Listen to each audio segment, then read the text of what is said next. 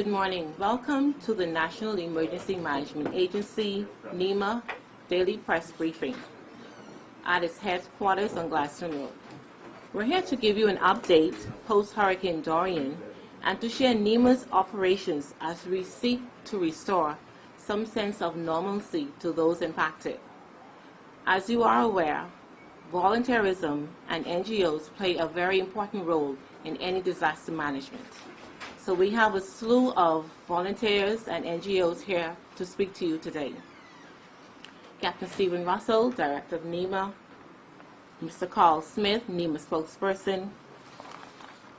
Our guests today are Gina Knowles, founder, Head Knowles Foundation, Kendria Ferguson, Executive Director, Hands for Hunger, Dr. Graham Cates, New Providence Community Center Church, Gershon Major, President, Bahamas Gaming House Association, Barry Rassin, Past President, Rotary International, Rotary Bahamas, Sadie Francis, Director, One Luther Foundation, and Susan Patouche, Bahamas Hotel and Tourism Association.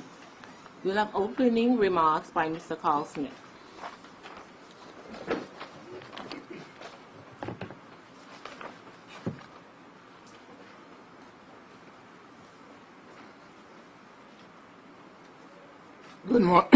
Good morning, everybody.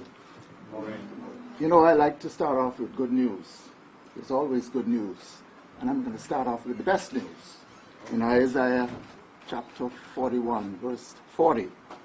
So do not fear, for I am with you. Do not be dismayed, for I am your God. I will strengthen you and keep you. I will uphold you with my righteous hand. So that's the best news, and we have good news. We are making improvements as we address this disaster and seemingly hopeless situation. But there's hope. We're making progress. And so this morning, I want to provide you with updates in several areas. NEMA, as you know, is working with many partners to offer relief and support to the people of Grand Bahama and Abaco. As we say, we have one voice, one response, but many moving parts. To give people a sense of all of these moving parts, we will hear from some of our local Bahamian partners who have been delivering critical services and support on the ground. But first, let me give you some updates. In the case of education, we have school registration. Parents will be relieved to know that all children displaced by Hurricane Dorian, who are now in New Providence, will be placed in new schools by the Ministry of Education. We are committed to minimizing the disruption to their academic studies and giving them back a sense of normalcy. On Thursday of this week, there will be a registration exercise at the National Stadium. This includes all students, teachers, janitors, school administrators, and other employees who have been evacuated to New Providence. Students and employees will be reassigned to new schools in New Providence. Assistance will be provided for uniforms, school supplies, and transportation. UNICEF, the UN agency responsible for children and education, is on the ground and meeting with the Ministry of Education today to offer further support. Transportation will be provided from the shelters to the National Stadium on Thursday for the registration of students and employees. Details on the logistics of transportation and other arrangements will be provided by the Ministry of Education. NEMA will also share this information. And you know, we have a Facebook page and a website, and so we will continuously update you. We will also ensure that students who remain on Grand Bahama and Abaco will have access to education. We will keep you updated on these developments. The other area that I wish to address is the registration of displaced persons. There is no registration of displaced persons here at NEMA's headquarters. We have a number of individuals visiting the office, so we want to spread the word that there is no registration of displaced persons here at NEMA headquarters. However, the Department of Social Services handles the registration of persons affected by the hurricane who have left Abaco or Grand Bahama.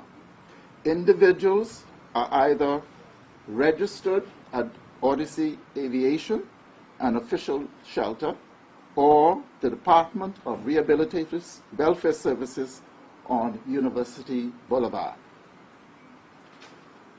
The other area is the temporary shelters in New Providence. There are currently 2,043 persons registered in New Providence shelters. 3 children's homes were activated to accommodate 45 displaced children from the children's home in Grand Bahama.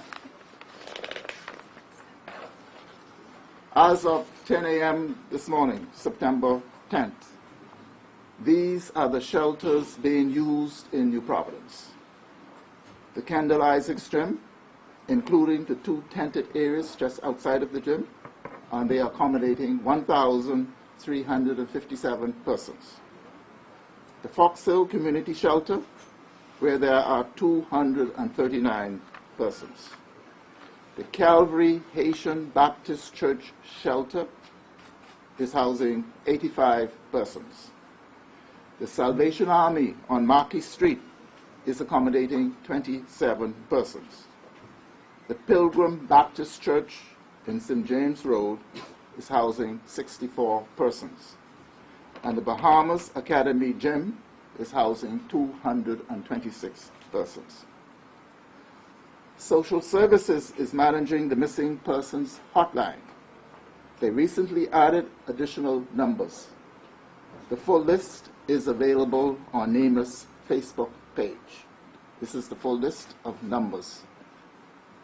For donations of supplies, the public is invited to please contact the Department of Social Services, NEMA, or the cluster of local NGOs providing relief supplies to shelters. And as I indicated, a number of them are with us and they will speak.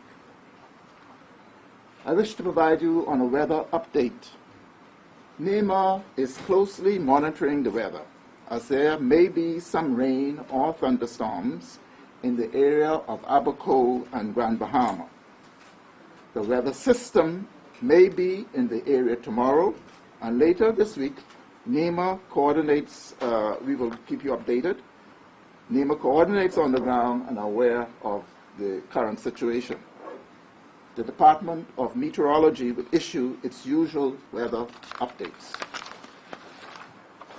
I wish to update you on the oil spill that occurred in Grand Bahama.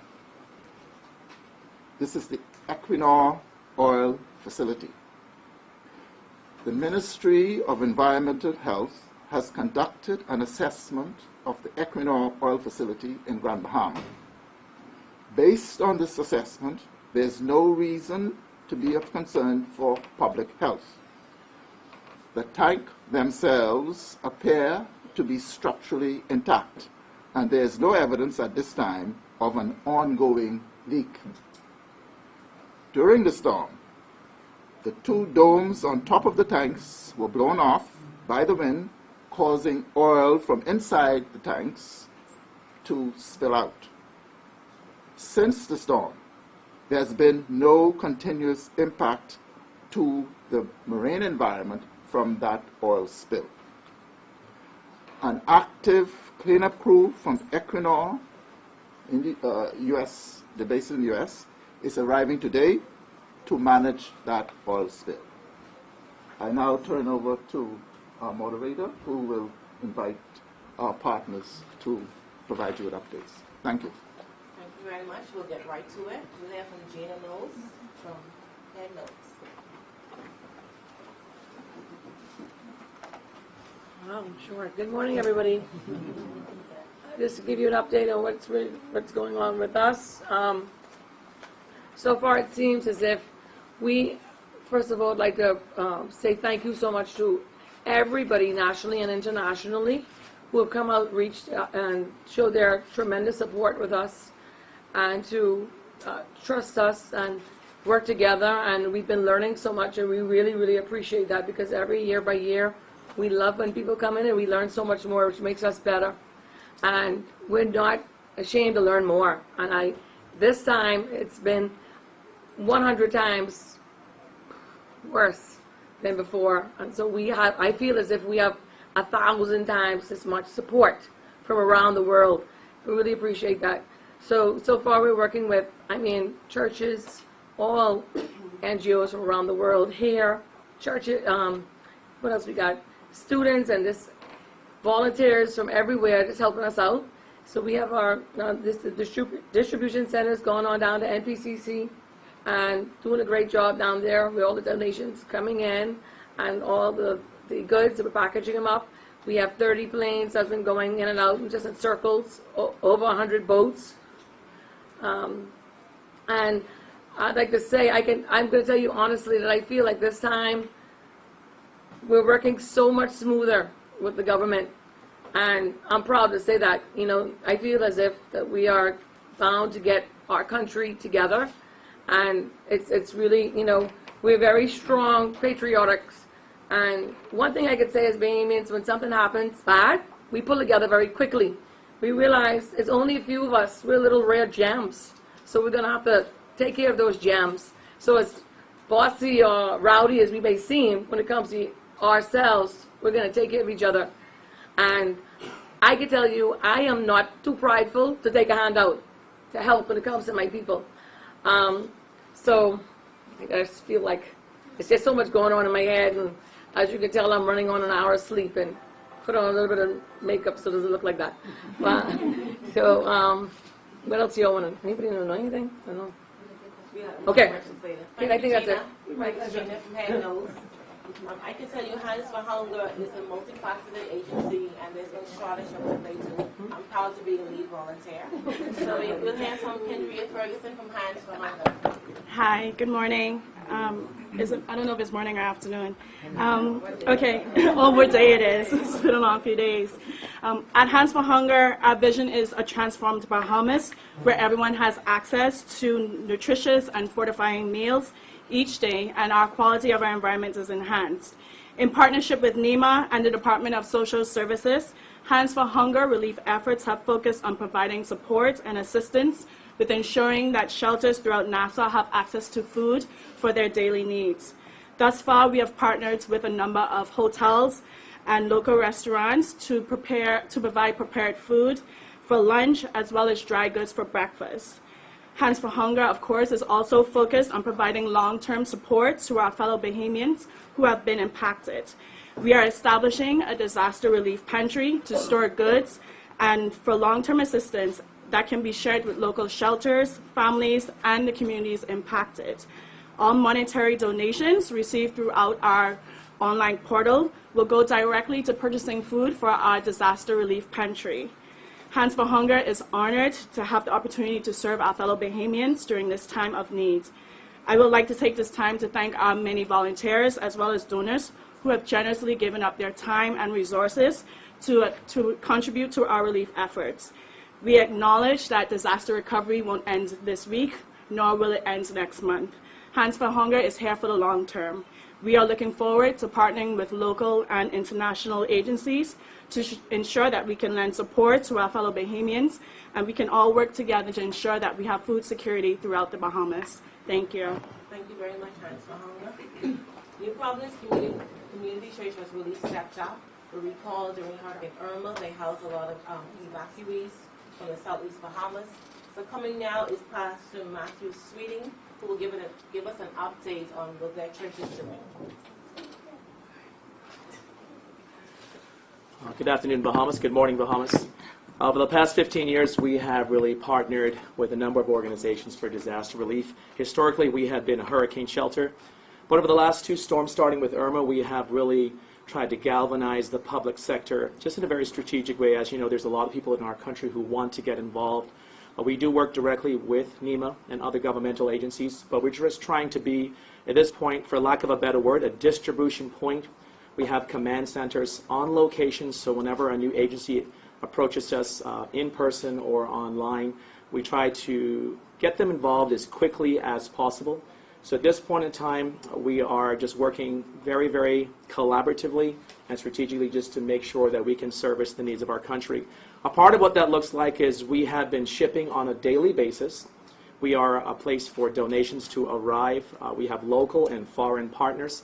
And once the goods come into our building, we very quickly, with the help of hundreds of volunteers every day, take an immediate inventory of what is received physically and fiscally. Once we get in the building, we unpack it, repack it, sort it, label it, and ship it out right away to the airport and also docks around Nest. So we're shipping at this point to Grand Bahamas still. We're shipping to Abaco. We're now shipping to Eleuthera for the evacuees that have been sent there as well. And as you've heard, there are a steady flow of evacuees arriving daily in New Providence. So now we are partnering with a number of shelters and just the different places that the government has in place to also service these evacuees as well.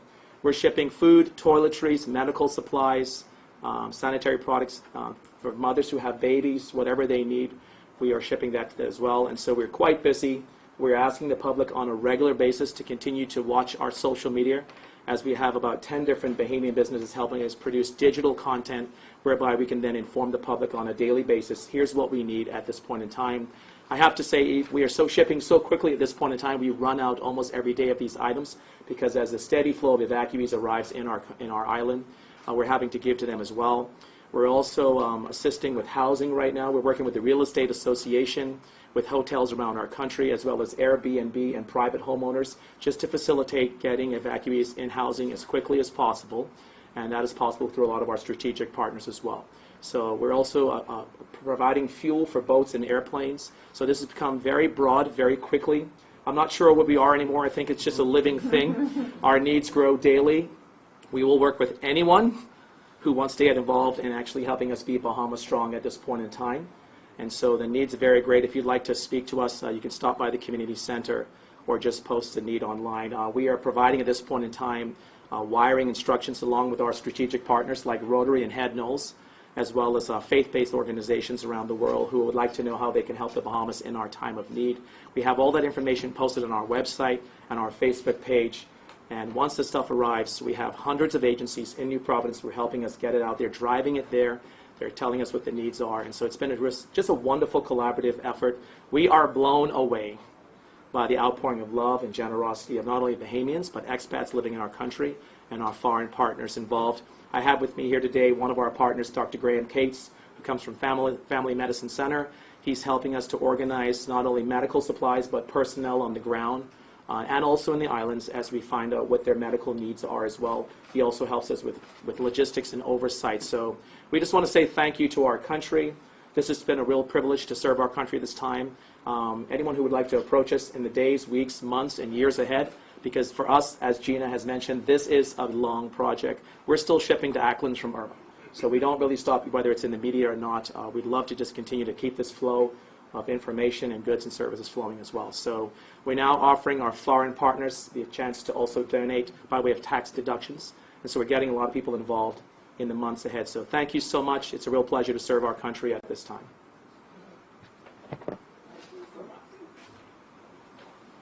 Thank you very much, Pastor Sweeting, who was accompanied by Dr. Graham Cates. Corporate sponsorship is very important. So we're going to have Gershon Major, President, Bahamas Gaming House Association, to speak to us.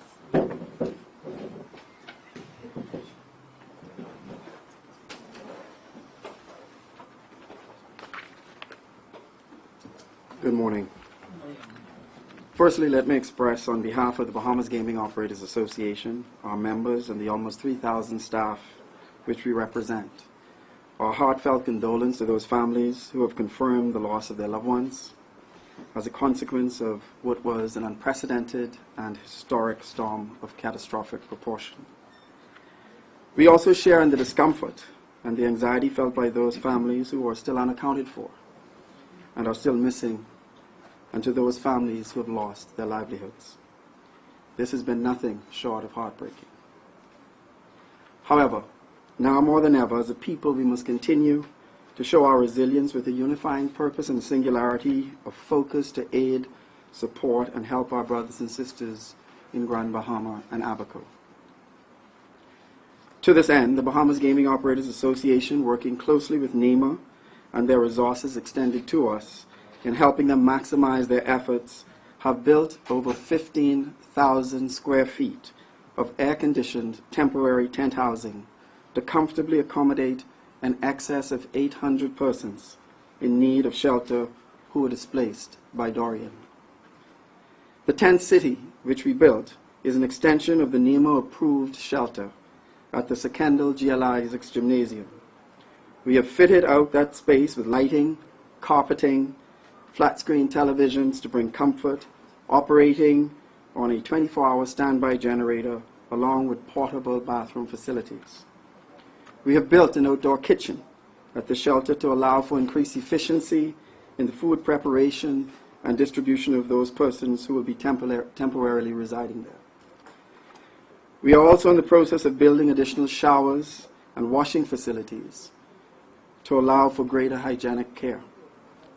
We have installed additional security fencing to ensure the safety of the residents and to more effectively control access as may be required by approved personnel. Our staff members throughout our membership organizations are volunteering their time with NGO partners, particularly at NEMA shelters. Ladies and gentlemen, all of this would not have been possible with the collaboration of our corporate partners like Wildfire, Events Management, Bahamas Waste, and the other persons who have come forth with humanitarian efforts like Carpet World, Scott's Bedding, Signature Collection, providing toys for the kids and stuffed animals for when they come off a most horrifying experience to give them some form of comfort. Ladies and gentlemen, fellow Bahamians, given the magnitude of this devastation, as with any responsible corporate citizen, this requires all hands on deck. We have to all continue to play our part. This is a long-term process. We encourage other corporate entities to continue to assist in helping us maximize our resources to bring much-needed relief to our families in the North. The Bahamas Gaming Operators Association and its members made a pledge to offer our united support as needed. We will continue to do that in the weeks and months ahead, alongside our partnership with NEMA and other NGOs, and many of our local and international corporate partners and friends, including so many of our staff members volunteering their time and talent. Thank you very much. Thank you very much, Gershon. We'll now hear from Barry Rasson from Rotary. Thank you and good morning. Rotary is an international organization in 46,000 Rotary and Rotaract clubs in 200 countries around the world. They are all engaged. I personally heard from Rotarians in 42 different countries who are engaging in fundraising activities this week. So we know they are in the process of doing everything they can to help us with long-term recovery. Locally, our Rotarians are at the airport Odyssey to help with the evacuees. They're at New Providence Community Center to help with the supplies. They're doing some trucking and transportation to move people around. We're helping to get the evacuees where they need to go. In Freeport, we have a water plant that Rotary built 10 years ago just for disasters. The moment that we physically could get to the water plant, Mike Stafford, a Rotarian in Freeport, whose house was completely flooded, and he had to move somewhere else. But as soon as he could, he left there to go to open the water plant, and we've been producing 6,000 gallons of water a day for Freeport, Grand Bahama.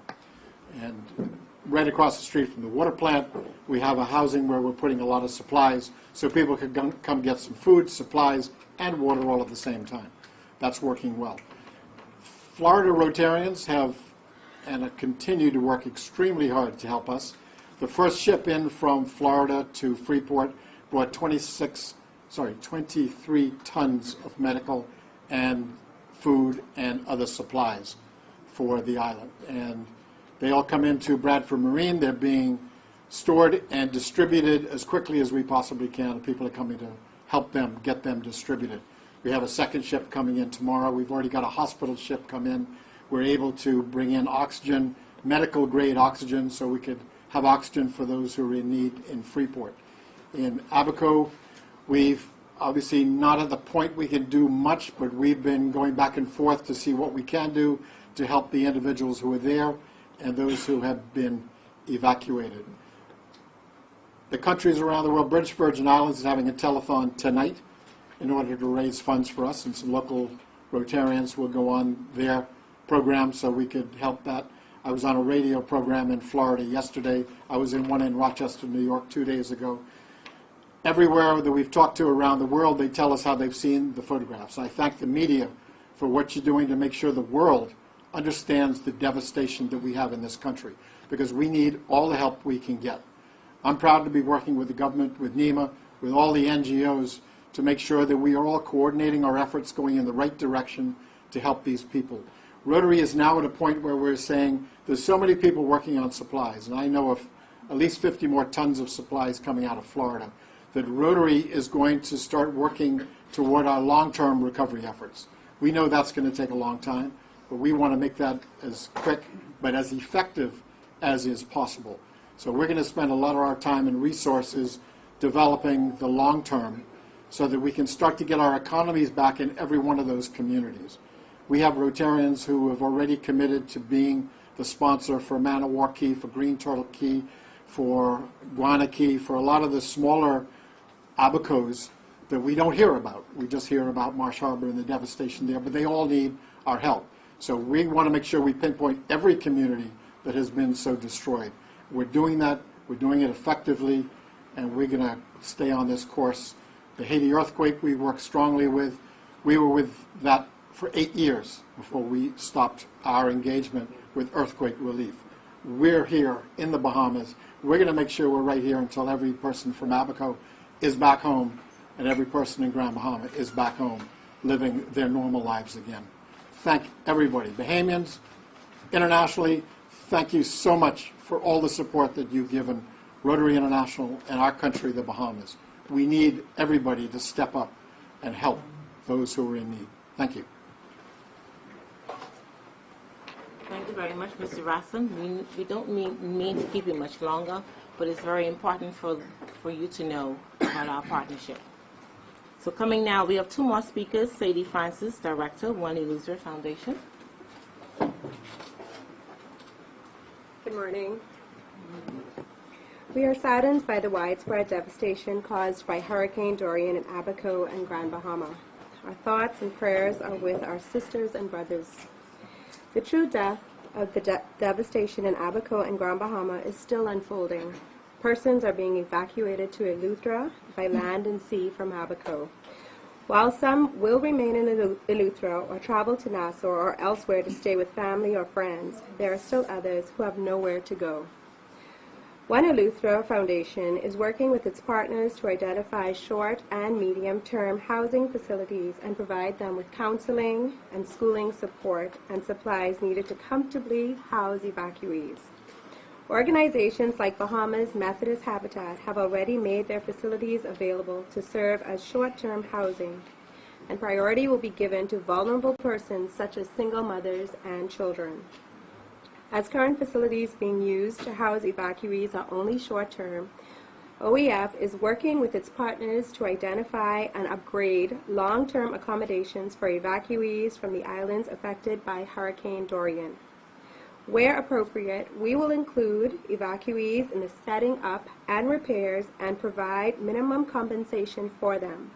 These upgrades may include basic to extensive building repairs, furniture, etc. One Eleuthera Foundation and our partners, including South Eleuthera Emergency Partners, Center for Training and Innovation, South Eleuthera Mission, Cancer Society of Eleuthera, the Harbor Island Green School, and others are currently mobilizing resources to assist with the relief and recovery efforts in Abaco and Grand Bahama. We will be guided by NEMA in these efforts. Thank you. Thank you very much, Sadie. Our final speaker is Susan Patouche, Bahamas Hotel and Tourism Association. Hello, everyone.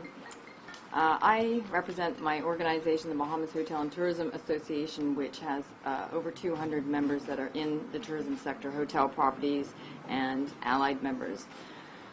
The BHTA has worked with Captain Russell and NEMA on the ESF 12 sector, which is a tourism sector specific readiness forum and assistance, along with industry partners such as the Ministry of Tourism and all the private and public sector partners. We have now moved from that to a response forum.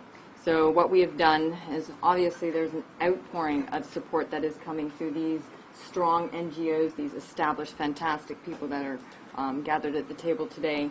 But we've had so much from the tourism sector. We have had it from Sandals Foundation, CHTA, a company that came through the Bahamas Ministry of Tourism, Global Medic, and it continues to come in, and we want to make sure we capture this and we funnel that and ensure that the outpouring of support is able to get here efficiently, effectively. We work with customs, immigration, the Ministry of Tourism, to those supplies that are coming in gets funneled directly to where it needs to go in an efficient, effective manner. So that's been our primary role, and we continue to get these requests in, not just for the short term. Such a great point. This is for the long haul. So often in times of like these, you get a mass influx originally, but we're working to ensure that these people are here for the long haul, because we are all here for the long haul, and it's going to take a while to get us back where we need to be. The other thing, we saw the shelters that were opening. I have to commend this team here for opening shelters faster than you can turn on a dime. It's been amazing, and the influx has been incredible, so it's needed. So what we've done is we've helped also, working with NEMA and Social Services and Defense Force and that incredible team, make sure these people know out there what needs are needed in those shelters. So really, if we had to say our role, it's private-public sector liaison, and it's desperately needed because so many people want to help, and we want to make sure that they are able to help in the best possible way. Thank you, and thank you all. Thank you very much to all our partners here this morning, telling you about their work with NEMA as we all seek to rebuild lives. We'll take questions at this time. Hi, good morning, NEMA. Lloyd Allens, ZNS News. Just a quick question in regards to Mr. Smith. You said earlier your words, no continuous marine impact, speaking in regards to the oil situation in Grand Bahama. And so when you say no continuous, has there been any bit of damage? And can you speak to that? I know you also said that there were some teams coming in from the U.S. today. My follow-up question also in regards to the count of persons. I noticed out front that you have a log of persons who may be coming in for missing persons. Do you have a total count of those missing and or unaccounted for? So first on the oil, on the oil spill, Equinor, the company that owns and operates that facility, they have a team coming in from the United States tomorrow. Since the incident, there hasn't been further spillage of the oil. And based on their professional assessment to date, they don't think that there's been an impact on the marine environment. With respect to the death toll, as I indicated, the official death toll comes from the police. The information to date is that there are 50 persons officially declared dead. We expect that there will be more. But, we have to be responsible, respectful, and follow proper procedures. Can you speak for the missing persons? The missing persons, there's a register that's been developed by the Ministry of Social Services at their facility on University Boulevard. So persons who have relatives and perhaps friends that they haven't heard from, they can go to that facility. There's a number to call in as well and register, provide the names and so forth. But what is the estimation so far? What is the estimation so far of the missing person? How many persons have already registered as missing and uncounted? That information will be, I don't, as I speak, now have that information, but we will have it available on the website. And if I receive it prior to the closure of this press conference, I will provide it. When do you expect this information to be there? Hold a moment. She will direct who will ask questions. How streamlined is that process for missing persons? Because we have persons going everywhere trying to account for their family and loved ones.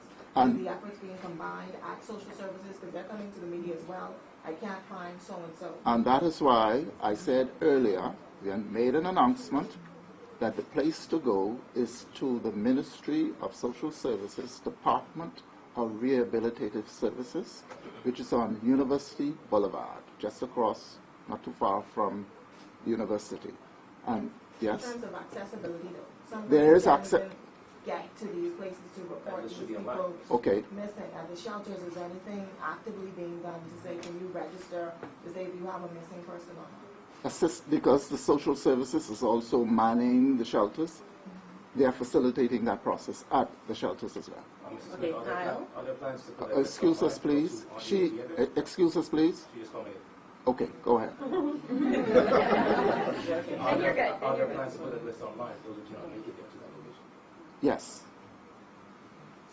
Yeah, Mr. Reed, we have been some shelters, for example, Kendall Gymnasium. They are at full capacity in this moment. The question is there a crisis? There's not really a crisis. It is at full capacity. All of these shelters have a capacity. That one is at full capacity. As we indicated during the briefing, we are continuing, as the need arises, we will open other shelters. They are offers. So as the need arises, they will be made available. Okay. About the victims, continuing 50? Yes, I told you, the official count comes from the police, and that count at this time is 50. As we receive official reports, we will convey it to the media. This gentleman right We here. have been hearing a statement from residents, Marsh Harbor residents in the last hours about concerns about how the government, the response from the government in removing the bodies, and also how the money from donation is being used. What is your answer about that? NEMA, the coordinating agency, so when they speak of the government not being on the ground, what we must understand is that persons who are on the ground, who may have a face or a name, they are representing NEMA. So there's no such thing as the government not being on the ground. And NEMA is all of us. I am a volunteer here. Recently retired, but I'm a volunteer with NEMA. I'm a part of NEMA. We are all part of this. One voice, one response, many moving parts. And that is why we assemble our partners here, NGOs, and there are more than those, right? We have to work together. If there are legitimate concerns on the ground, we seek to address them. If they are channeled through NEMA, we are able to address them. But it's been a fast or a slow response? We are dealing with a disaster. It takes time to move through the chaos. We are responding to the needs. There are lots of food and supplies on the ground.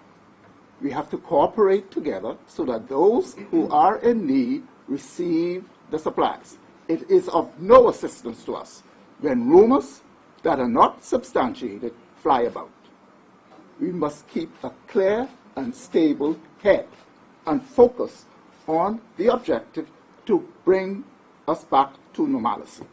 Before we move any further, you know, the NGOs, they're ready to hit the ground running again. Any more questions for them before they leave? I do have one more question. We will get to NEMA. They're I do here. have one more question. Any for the On NGOs before yeah, they leave? Let me ask the question.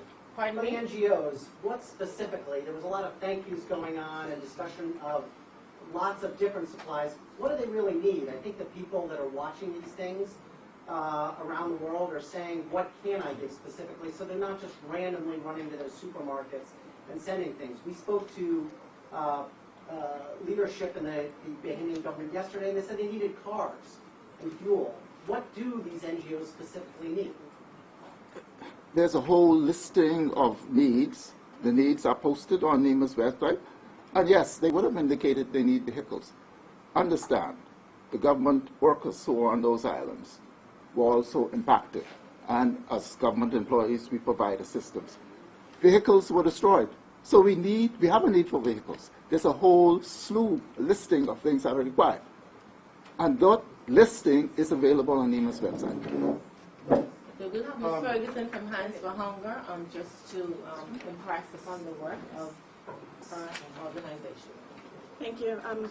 To shed a bit of light in terms of needs at shelters, each shelter has a different need, and that is because one shelter can have the capacity to cook breakfast or to prepare some level of lunch in-house versus others where food has to be delivered. From our observation, dry goods in terms of breakfast for those that could prepare meals is a much better option for them. Storage is limited, but we have a number of partners who had offered space for storage. Water is always a need, and I always want to remember that there are kids at these facilities, so we try to source a bit of a treat for them, whether it's cupcakes, cookies, that sort of thing. And they also need a lot of hygiene products that they can have in-house and readily available. So in terms of food, we are really looking at providing dry goods, and we will hold our disaster relief pantry to store a lot of that, and we'll source that out as needed. But hygiene products is one of the biggest needs in terms of the shelters. Any more questions for NGOs? Okay, hold on. The organization again, just so we have. Sure. Kendria Ferguson, Executive Director at Hands for Hunger. Just a follow-up question in regards to Mr. Rastin and also Ms. Francis. You started to talk, well, he was the one that started to talk a little bit about the idea of long-term solutions. And so talk to us a little bit more about what do you need as far as moving forward. You talked about 40-plus initiatives around the world taking part, but long-term building supplies, are those things that you need? They will be.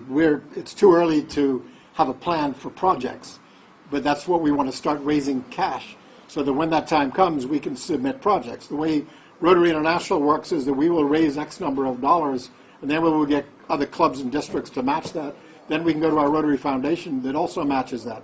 So if we collect $6 million, we can turn that into $18 million very easily.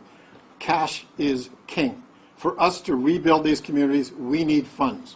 And I'm encouraging everybody to provide funds to responsible parties who will be held accountable and transparent with those funds and make sure that we report back exactly what we got and how we spent it. We'll take one more question, and then Mrs. Smith will come and give you the list of supplies. Mr. Smith. Ms. Knowles had her hands up for a while. Yeah, I had a question for Mrs. Smith. How is the government planning to deal with undocumented and stateless people who evacuated due to the hurricane? Okay, you're asking me a policy question, and there are ongoing discussions. Government is making decisions. As those decisions are taken, we will convey them to the public, and they will be posted. Can you With confirm respect, that repatriation efforts have been suspended? one moment, please. With respect to the question on needs, on NEMA's webpage, Facebook page, there's a whole listing of needs, and of course these needs change as situation changes. And of course, at the end, as Mr. Rassin indicated, there's a whole need for rebuilding supplies. I'm sorry, go ahead. I was talking about repatriation efforts yesterday. U.S. President Donald Trump spoke about the fact that there are many illegals. We already had a compounded illegal situation in the Bahamas, and in reference to Rachel's question, is there a halt now? Are we not sending persons to their countries of origins at this point? Or what are we doing in terms of immediate and long term?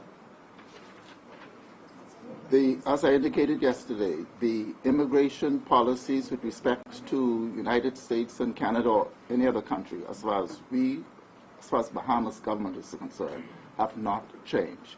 In this time of crisis, the government, as I'm aware of, is not doing repatriation of persons who might have been affected by the storm. Going back to your questions about schools, do we in Providence now have the capability to absorb these students that are coming in and the resources? The Ministry, that sort of thing? the Ministry of Education, with its partners, is making arrangements to accommodate not only students, but employees, teachers, janitors, whoever they are, who have been impacted. And they are working out the arrangements. They are confident that they can do it. How many children Final will be question. reassigned? And also with your response to President Trump's comments on, Bahamians being very bad and drug dealers, there is a comment you made about No, I will not comment on President Trump's comments. He made the comment that essentially what it says is that the regular requirements for entry into the United States remain in place. Thank you very much. We will have that on our website. Can you tell us, Mr. Smith will read some of the list of items? Well, it's a very long list. Food, I'll just indicate areas.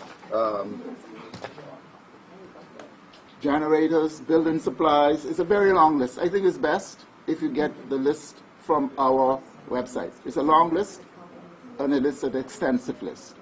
I want to take this opportunity to also indicate that in addition to the partners that we see here, there are many more persons who are assisting in this effort. And I wish to take this opportunity to commend the director of NEMA, Mr. Russell, for the wonderful work he has been doing in assisting us in this disaster. Mr. Smith, any updates on the exercises in the mud area? I know that you started some recovery efforts yesterday. Is there an update in regards to any persons, bodies, anything? We will answer that question. Thank you very much.